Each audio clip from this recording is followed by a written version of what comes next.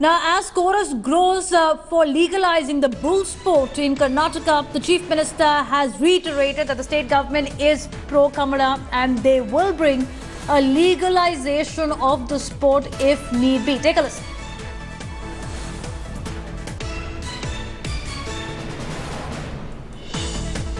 For Kambala. We are not against Kambala. See, Kambala is a rural sport, one of the rural sports. It's a game. So if necessary, you will bring the legislation also. Thank you, sir.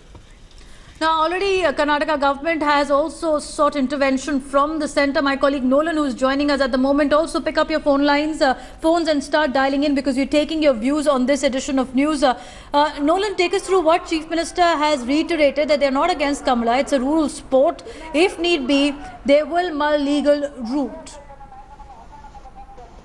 Well, Devina, ever since the demand to legalize Kambala or lift the ban has actually come up, Chief Minister Siddharamaiah has very clearly stated, when I met him on Monday also, he said that if need be, he will promulgate an ordinance. Now, we are told that in the first week of February, that is when the law minister, they will try and actually meet and discuss this particular issue. But now, what most of the protesters, what most of the people in coastal Karnataka are demanding is that before the next hearing, which is slated on the 30th of January in the High Court, the government of Karnataka must do something, promulgate an ordinance to legalize it before things get out of hand. We've seen how in Mangalore today, students have come out. Tomorrow, we are told in Mudbidri, that is when approximately 10 to 20,000 people, along with 250,000 pairs of those are expected to actually come out there in a sort of protest. So people want the government to do something about this. And in Karnataka, we have seen that all the politicians, the Congress, the BJP, the JDS,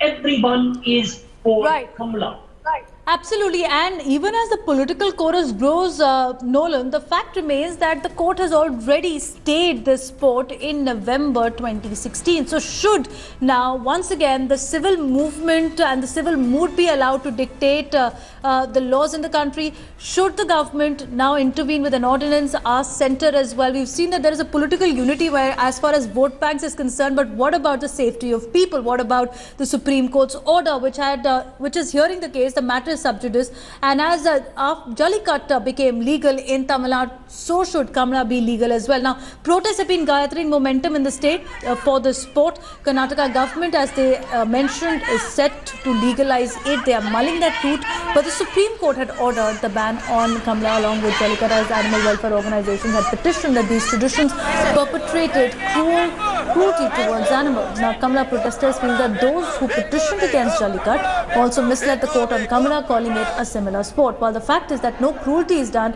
to animals in the sport. The chorus for the buffalo sport has a political party is backing it.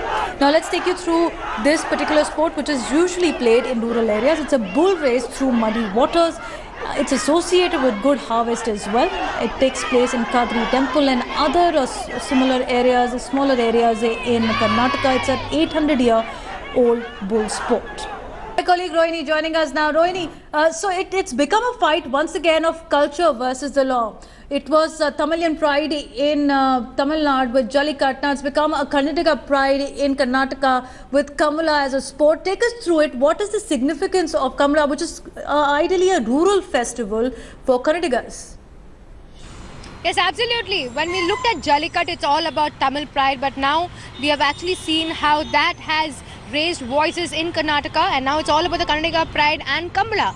Coastal Karnataka is largely where we see the sport that is being played, but it's very different from Jallikattu, and that is the argument that they have been putting forward, saying that animal rights organizations like PETA, when they applied in the courts, they made it look similar, but actually it's not. It's nothing to do with cruelty. For 11 months in a year, they take care of the buffaloes just like they are a family member, just like children. And on the 12th month, when the Kambala season starts, it's at that time they play the sport, and it is just a game that is played for around 100 meters. They do not hurt the animal at all. It's actually a plow which is tied to a pair of bullocks, and they pull it.